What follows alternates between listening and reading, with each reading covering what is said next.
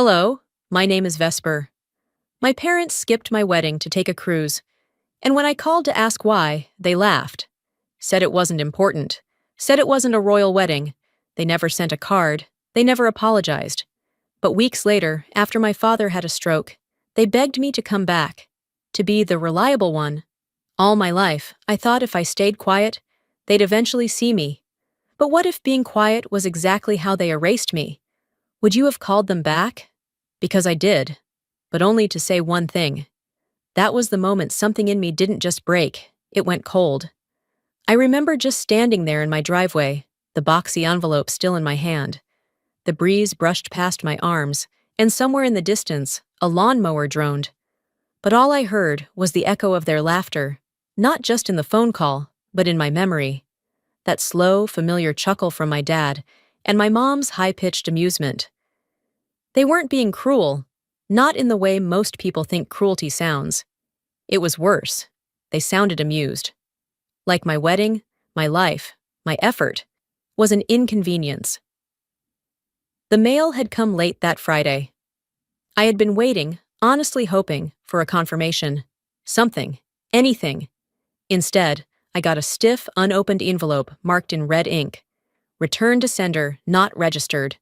No note, no scribbled apology on the back. Nothing. It was addressed properly. I checked the handwriting 3 times. I even Googled the postal code to make sure I didn't mess something up. I hadn't. I had spent over a week writing every wedding invite by hand, trying to make each one feel personal. My parents' envelope had been different. Cream-colored, embossed with soft gold edges. I'd added a wax seal. I wanted them to feel how much I still hoped they'd care. But they didn't. Later that night, after reheating leftover lentil soup and leaving it half-finished on the stove, I sat on the porch with my phone in hand. I had a glass of water, my favorite blanket over my legs, and every part of me was begging to just let it go. But my thumb hit call before my brain caught up. Mom answered. "Oh, hi, sweetheart. We're just finishing up dinner," she said, her voice bright but distracted. In the background, I heard ice clinking in glasses, the hum of chatter, a burst of laughter. Not the kind you hear at home. The kind you hear in a lounge, a bar, maybe somewhere with open water in the distance. Did you get the invitation?" I asked. She didn't answer right away. I could hear her fumbling, then a muffled shuffle, the sound of her putting me on speaker. My father chimed in first. "Oh yeah, we saw that." Then came the chuckle, the same one I used to hear when I brought home report cards, straight A's, and he'd say, "Well, of course you did. That's expected, isn't it?" My mom said it next, flat and breezy. "Come on, Vesp, it's not like it's a royal wedding." The laughter that followed didn't belong to them alone. I heard others. Someone called out something I couldn't quite make out. Probably a server. They were on a cruise. I didn't say anything. I didn't hang up. I just waited. Eventually, the line went dead. I hadn't even noticed they'd ended the call. I sat on that porch until the sky shifted from purple to ink. The wind picked up. Somewhere, a dog barked. I pulled the blanket tighter. Not because I was cold, but because I didn't know what else to hold on to. It wasn't the first time they had made me feel small, but it was the first time they laughed while doing it. Out loud, on speaker, with a boat full of strangers listening in. Inside, I opened my phone again. I still had the voicemail from last month. Mom's voice, chipper and rushed.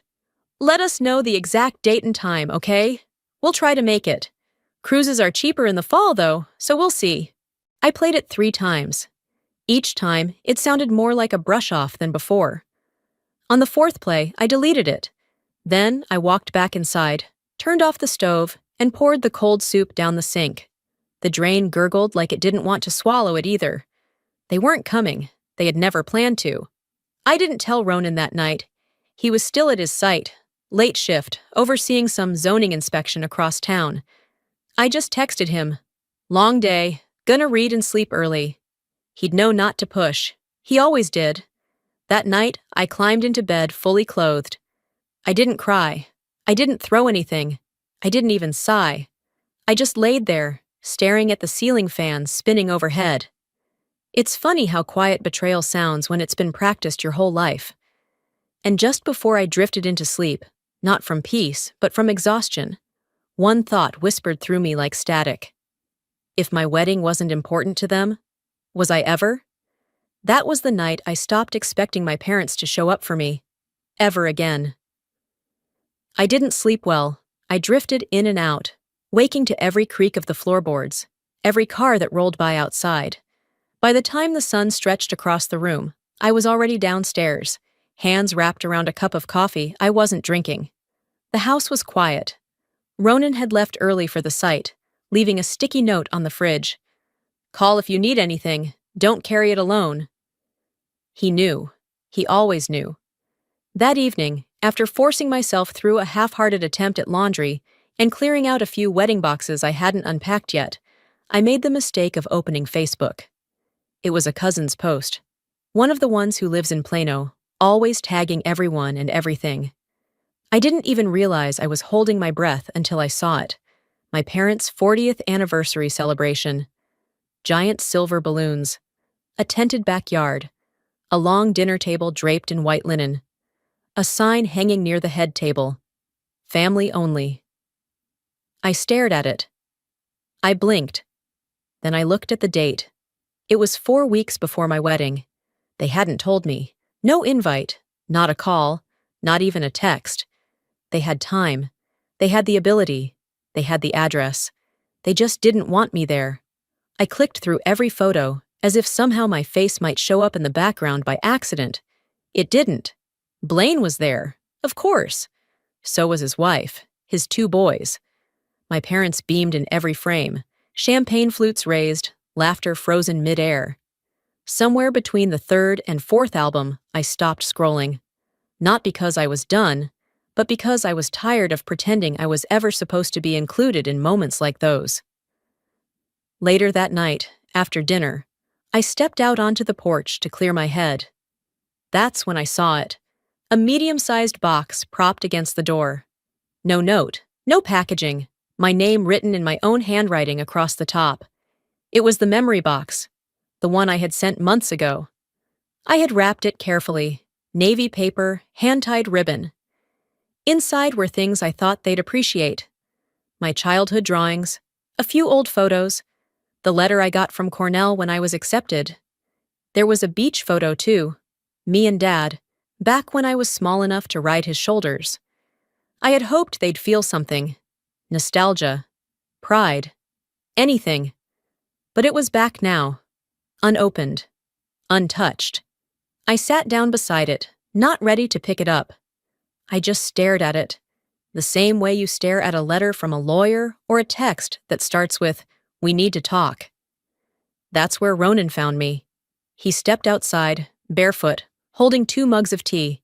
He handed me one without saying anything and sat next to me, his eyes tracing the box. After a moment, he asked, "Did you think they'd keep it?" I shrugged. I didn't expect a parade, just something, just acknowledgement. He nodded gently. They saw it, they just chose not to open it. We didn't talk much after that. We didn't need to. He stayed beside me while I brought the box in, placed it in the hallway closet, and shut the door. Not locked, not sealed, just out of sight. I spent the next few days operating on autopilot. Work emails, meal prep, replying to thank you cards from guests who actually showed up. Smiling politely when someone said, "Your parents must have been so proud," and nodding like I didn't want to scream. But something had shifted inside me, not loudly, not all at once. It wasn't anger yet. It wasn't even pain. It was something duller, deeper. A quiet awareness that I was no longer waiting to be chosen. And that's what stuck with me most as I lay in bed that Friday night. The same ceiling fan above me, the same silence pressing down on my chest. They hadn't just missed my wedding. They had missed me. Again, and again, and again. That was the night I stopped expecting my parents to show up for me. Ever again. The next morning, I didn't make coffee. I didn't shower. I sat in the same hoodie from the night before, curled up on the couch with the blinds drawn halfway, watching light crawl slowly across the floorboards. Everything in me felt muted. Numb wasn't the right word, just stripped. Around 10 a.m., my phone buzzed. A call from Sarah, my cousin on Dad's side. We hadn't spoken in years, not out of spite, just life. But I picked up, if only because I needed something to anchor the day. Her voice was hesitant, unsure. "Hey, Vesp. I've been meaning to call. Look, I'm sorry if I'm stepping into something, but I thought you should know." I froze. She continued. "At the anniversary party, your mom told Aunt Helen that you asked them not to come to the wedding, that you didn't want them there." The silence between us stretched. My heart wasn't racing, my hands didn't shake. It was a different kind of reaction. Cold recognition. "I figured that wasn't true," Sarah added softly. "No," I said flatly. "It wasn't." I thanked her, ended the call, and stared at the ceiling for a long time. The cruelty wasn't in the lie. It was in how casually it was told, how easy it was for my mother to reshape the truth and still sleep at night. Around noon, I opened my laptop and logged into my wedding planning emails. I pulled up the hotel reservation, the one where I'd blocked out rooms for family traveling from out of state, including my parents. I called the hotel, asked for the events manager, and introduced myself. "Oh, yes," she said, checking her screen. "You had that beautiful garden ceremony. I remember the candles in the jars. Very elegant." I thanked her and asked if any of the Carringtons had checked in. Her tone changed. "I'm sorry, no. The rooms under that name were never picked up. In fact, they were released the day before the wedding. No call, no cancellation, nothing." I scribbled it down in my notebook, not because I needed proof, but because I was tired of letting things get rewritten. If they were going to create a version of me, I was going to keep track of the original. That night, while folding laundry, I remembered something Blaine had said months earlier, back when I told him Ronan had proposed. He'd leaned back in his leather chair, arms crossed, wearing that fake concerned look he reserved for holidays and family dinners. "I mean, are you sure this is what you want?" he'd said. "You know how family gets. Complicated." At the time, I thought it was just another one of his condescending moments, the kind that dripped with charm but never warmth. Now I saw it for what it was, a warning disguised as concern, planting seeds, soft gaslighting. That way, when the lie about me not inviting them came out, it wouldn't feel so out of place. Just Vesper being complicated again. I started pulling together everything, emails, call logs, RSVP records. I wasn't planning on confronting them. Not yet. But I needed to protect the truth. I needed a record. Because when people lie often enough, they start believing their own version. And I wasn't about to be erased. Later, Ronan came home, tossed his keys in the bowl by the door, and walked into the living room. He looked at me, really looked, and sat down across from me. "They said something, didn't they?" he asked gently. I nodded. "They said I didn't want them at the wedding." He leaned back, sighing through his nose. "You've always given them the benefit of the doubt. Too much." I looked at him. "They didn't just lie, Ronan. They made me the villain in a story I didn't write." He didn't speak for a while. Then he said, "Well, I was there. I saw who showed up. I saw who didn't." That night, I backed up every email onto an external drive. Not because I was scared, because I wasn't playing along anymore. If they were rewriting my life, I was going to take the pen back. The following week moved slowly, like trudging through sand, in shoes 2 sizes too tight. I was still checking things off my post-wedding list, returning a few duplicate gifts, sending final thank you notes, but everything felt hollow, mechanical. Ronan had been giving me space, only checking in with a hand on my shoulder or a soft glance when he passed by. I appreciated that more than words. On Wednesday morning, I opened the mailbox like I always did, not expecting anything important. But there it was, an envelope from my mother. Her handwriting was as perfect as ever, loopy cursive that looked like it belonged on a church bulletin. For a split second, something inside me stirred. Not hope, exactly. Maybe curiosity, maybe some faint part of me that still wanted something more than silence. I brought it inside, sat at the kitchen table, and opened it. It wasn't a card. There was no note, no congratulations, no handwritten, "We're proud of you." It was a folded brochure for a Caribbean cruise. High-gloss paper, colorful pictures, discounts circled in red ink. The name of the ship was scrawled at the bottom in my father's block letters. Starlight Horizon. That was it.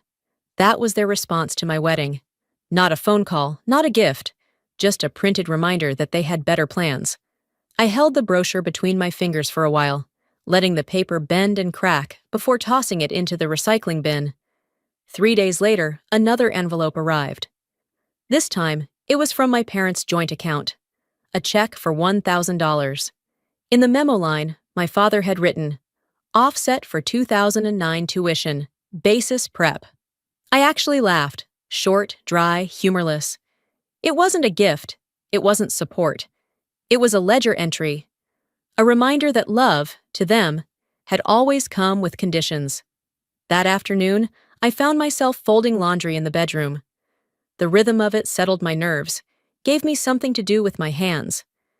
As I smoothed the corner of a pillowcase, a memory surfaced like it had been waiting for permission.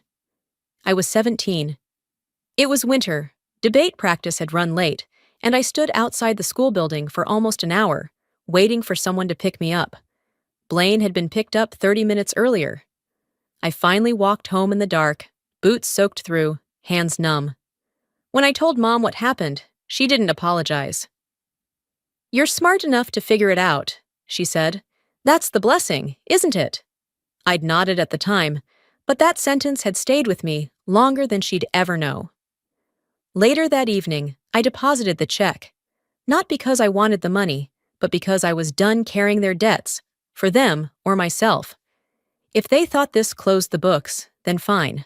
Let it be closed. Then I printed out a copy of our wedding program. Simple layout.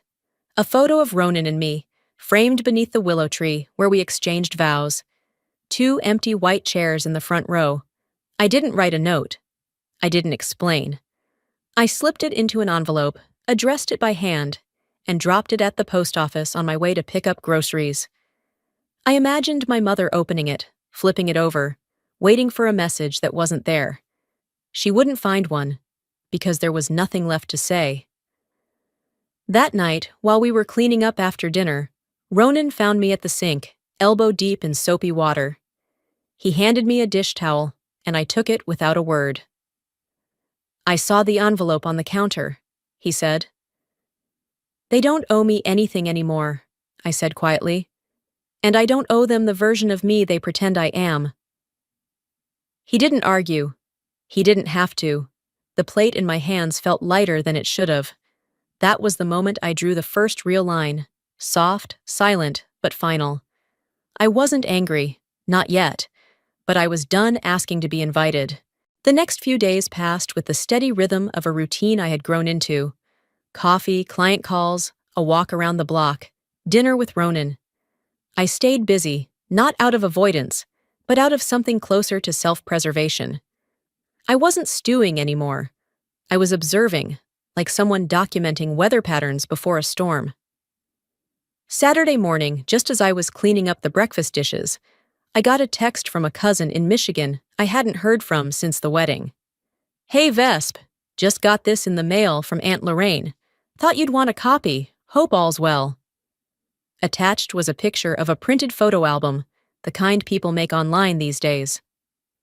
The Carrington wedding, a celebration of love, was stamped on the front in looping gold script. I froze. I replied, asked if she could mail it to me. 2 days later, it arrived in a thick padded envelope. I held it in my lap for a few minutes before opening it. I told myself it didn't matter, that I was just curious. But it did matter. The first photo was of Ronan and me standing beneath the willow tree. My name, however, had been printed as Vesta Delani. A typo, sure. But no one had caught it? No one had cared enough to? The captions told a stranger's version of the day. Father of the groom, Mr. Fields, walks mother of the groom to her seat. And beneath a photo of Ronan's parents smiling, there was a simple, family of the groom. No mention of my parents.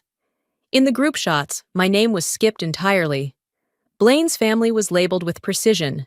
Blaine, Samantha, and sons Matthew and Tyler. I was just background. Page after page, it was clear. This wasn't just oversight. It was a selective memory being manufactured. I needed fresh air. I grabbed the album, tossed it into my tote bag, and headed across town to see Inez. She opened the door, still holding a half-eaten bagel, and waved me in like she'd been expecting bad news. I placed the album on her coffee table and sat down without saying a word. She flipped through a few pages, eyebrows rising inch by inch. "Vesta?" she asked, holding the cover toward me. "Apparently that's me," I muttered. She scoffed. "They didn't just leave you out. They're rewriting you." When she turned to the captionless group shot, she shook her head slowly. "They're not even subtle," she said. "This isn't memory loss. This is revision." I laughed, sharp, bitter. "I'm not paranoid," I said. "No," she replied, meeting my eyes. "You're edited." That night, after getting home, I settled into the couch with a glass of wine and my laptop. I opened my email. There it was, a new voice message from my mother. "Vesper, honey, let's not make this into something it's not. You're the youngest. You don't need much anyway. You never did." I sat with it, played it again, then a third time. I didn't reply. Instead, I forwarded it to myself and saved the subject line as proof. I wasn't saving it for court or confrontation. I was saving it because I knew how this story would twist again if I didn't. I opened a folder on my desktop and began organizing. Screenshots, call logs, voicemails. Not out of vengeance, just documentation. A breadcrumb trail of truths that might matter someday. I wasn't angry, not in the loud, explosive way. I was something colder, steadier, like ice under a lake, silent but deep. Later that week, after dinner, I typed out a short email to Blaine. Subject: Captions body. In case you're wondering, I saw the captions. You forgot to write me out of myself. I didn't expect a reply. I didn't need one. The email was marked as read 5 minutes later. That was all I needed to know. I didn't leave the story. They tried to write it without me.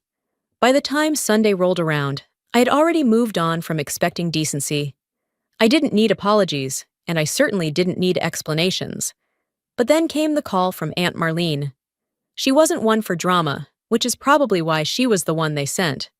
"Sweetheart, I just thought you should know. Your father had a stroke 2 days ago. He's stable now, but, well, it's been hard on your mother." She paused, like she was waiting for my reaction to lead the conversation. "Thanks for letting me know," I said calmly, holding the phone between my ear and shoulder while typing at my kitchen counter. There was more. Marlene went on about how Lorraine had been overwhelmed, how Blaine had been stepping up with hospital logistics, how everyone's been asking where you are. I didn't scream. I didn't cry. I just kept typing, pulling up my phone's call log. 27 missed calls. From Lorraine, from Blaine, from cousins I hadn't spoken to since the last family barbecue 7 years ago. All within 3 days. Not a single one on my wedding day. That night, after dinner, I sat down at my laptop. I opened a new message, addressed it to the group thread titled Carrington Core. I hadn't used it in years. I had debated leaving it many times, but never bothered. Subject: 27 missed calls, none on my wedding day. I didn't type anything else. I simply attached a screenshot of the call log. Then I hit send. No responses. But the read receipts lit up one by one. Blaine's was the last. Seen, no reply. I went to bed that night with a clarity I hadn't felt in months. The silence that followed wasn't an absence. It was confirmation. Their guilt was never going to be loud. but it was going to be noticed. 2 days later, Inez texted me, "You in the mood for something stupid?" She had screen capped a video shared in the old family WhatsApp group. One of those "Remember This" posts. Blaine, 23, fake microphone in hand, doing a mocking impression of me delivering a debate speech at 17. He raised his voice an octave too high, exaggerated every gesture, twisted every sentence. The family roared with laughter in the background.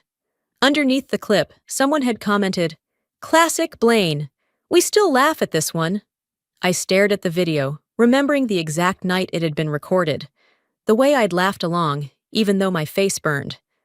How no one, absolutely no one, had told him to stop.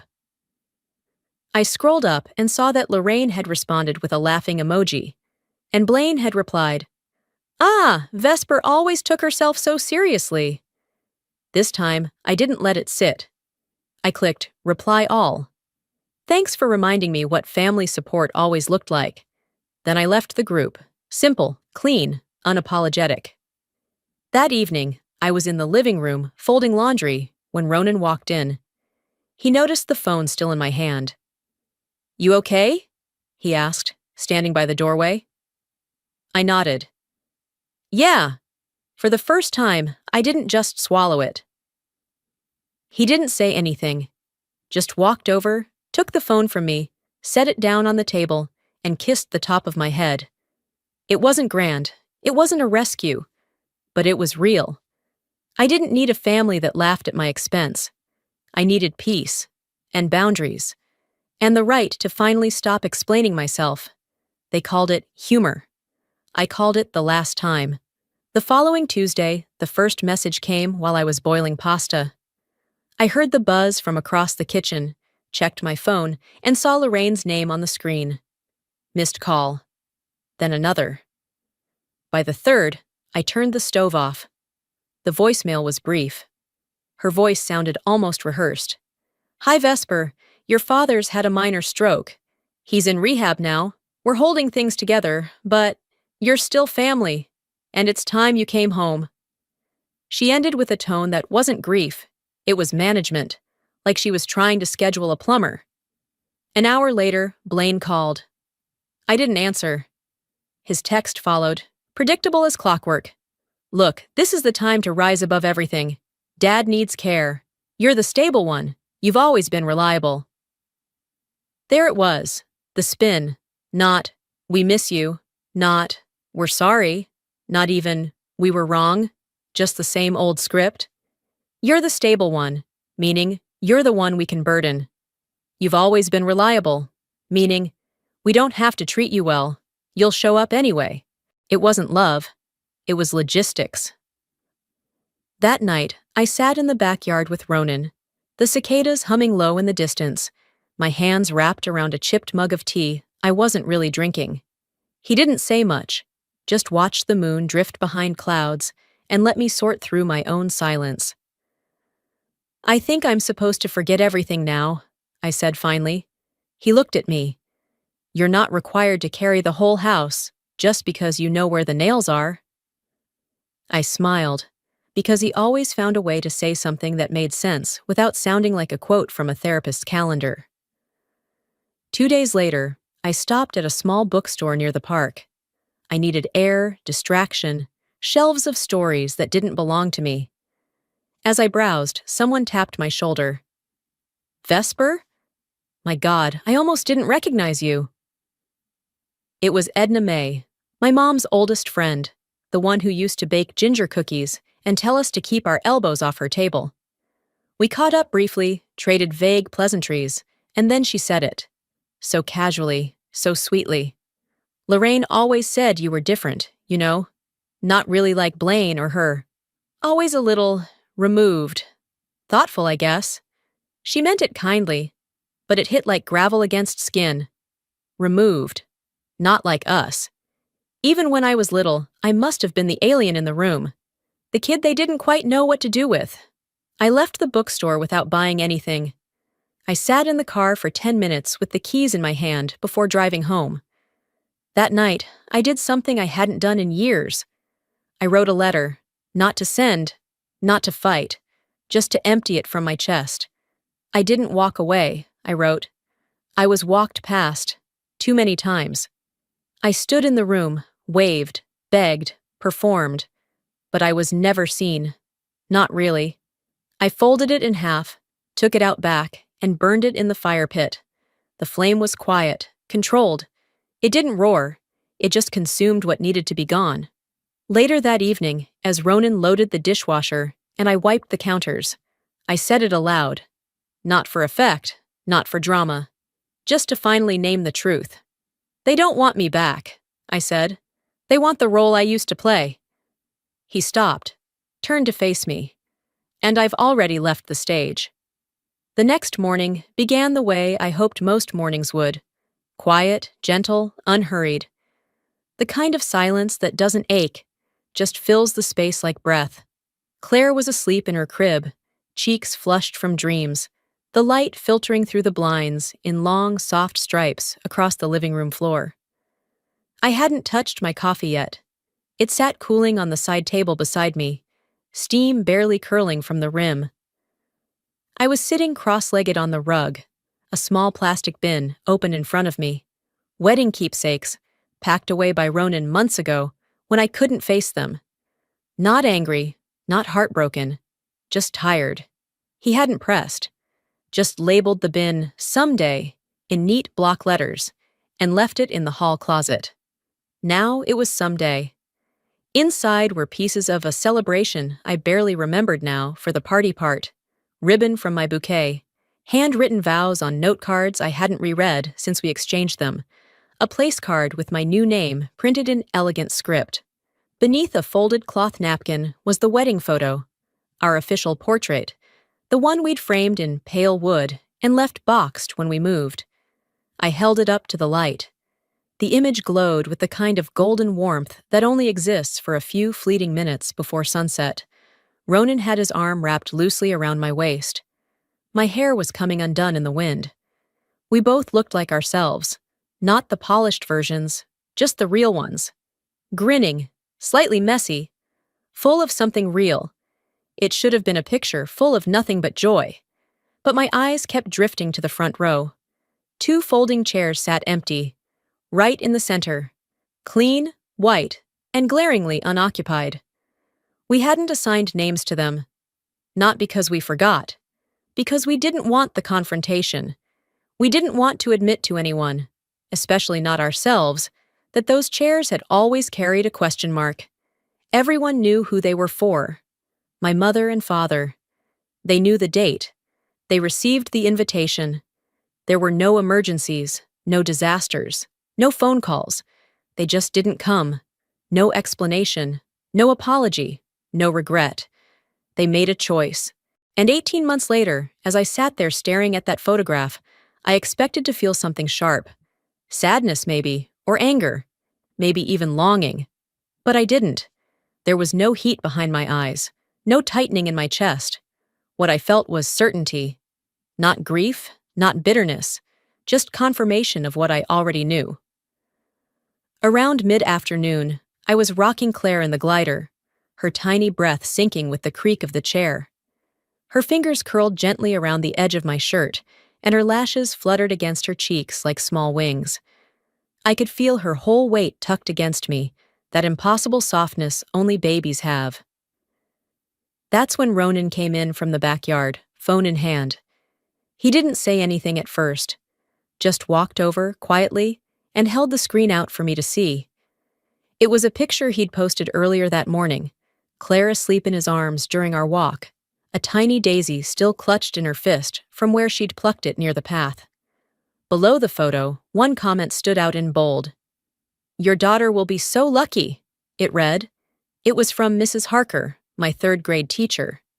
A woman I hadn't spoken to in years, but who once sat beside me after a spelling bee and said, "You don't have to earn love to deserve it."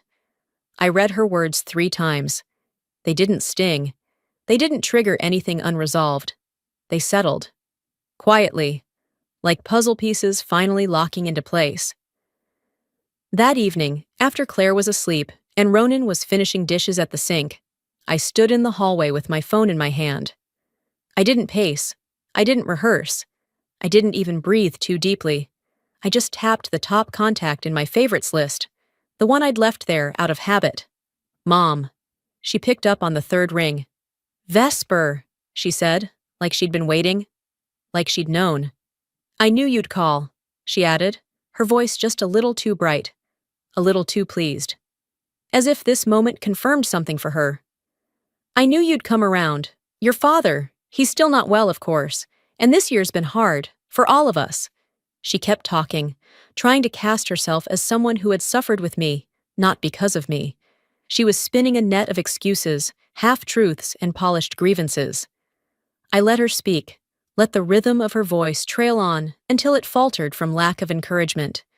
Then, evenly, I asked, "Do you remember when I called you about the wedding, and you laughed?" Her silence was sudden and exact.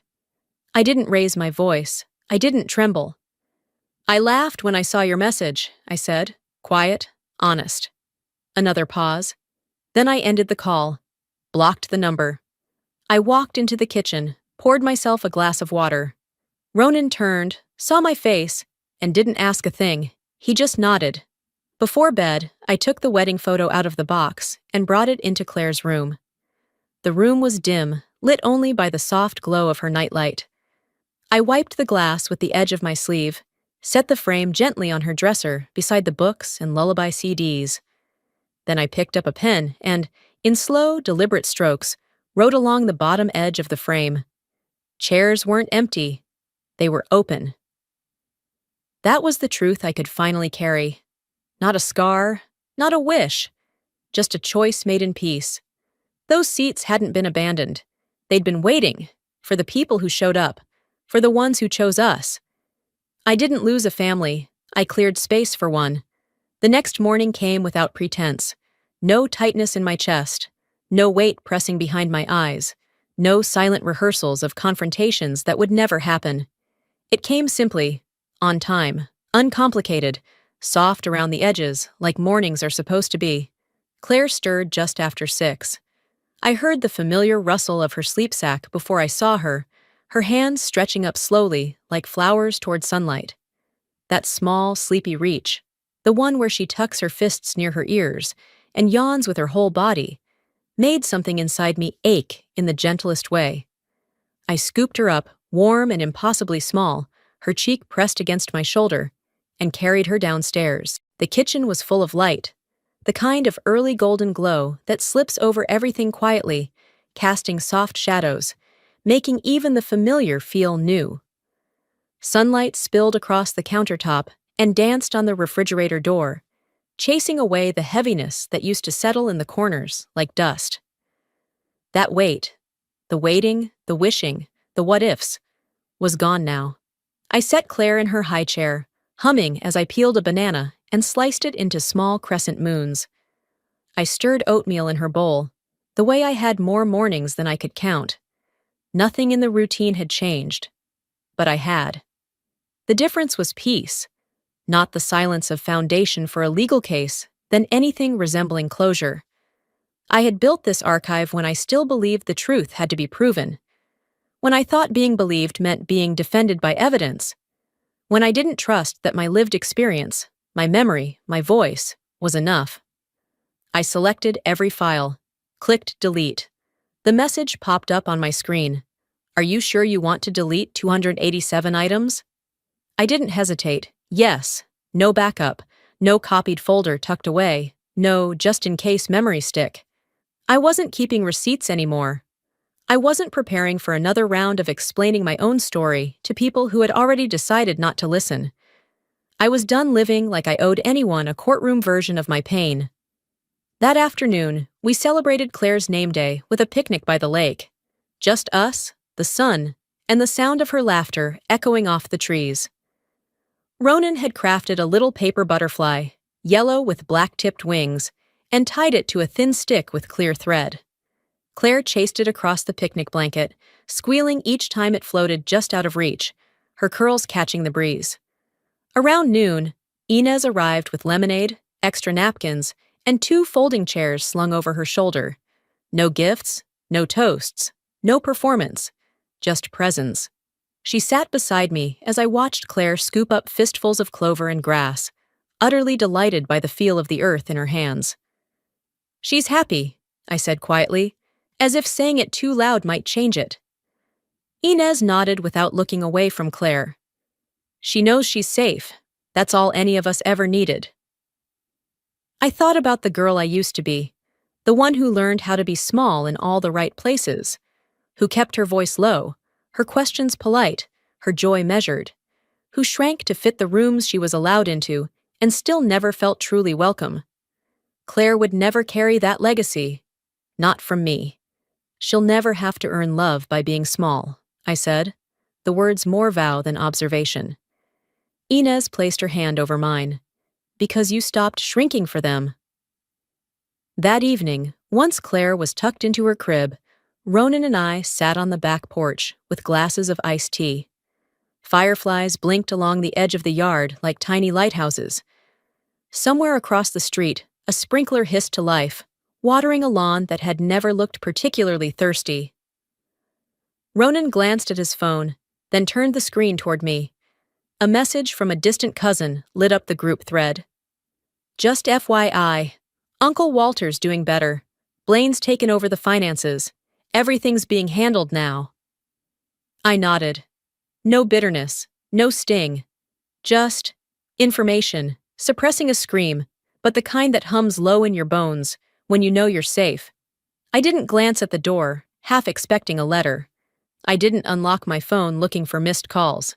That part of me, the one that still flinched, still hoped, still waited, was quiet now. Not silenced.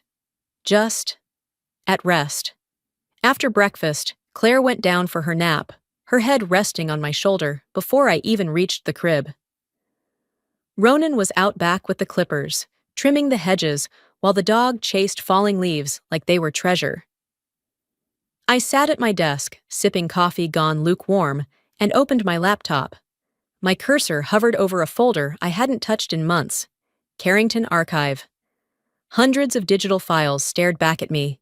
Emails, transcriptions, screenshots, audio clips. Carefully cataloged, color-coded, labeled by date, topic, sender. It looked more like the no one had reached out to me, and for the first time, I was grateful. Back inside, I opened Claire's baby book, the one with her birth announcement taped to the front cover, and tiny hospital bracelets pressed between the pages. I slipped in a photo from the picnic. Claire's face was lit by sun, daisy petals caught in her hair like a crown she didn't know she wore. Then I opened my journal, and I wrote one final letter. Not to them, not to Ronan, not to Claire, to the girl I used to be.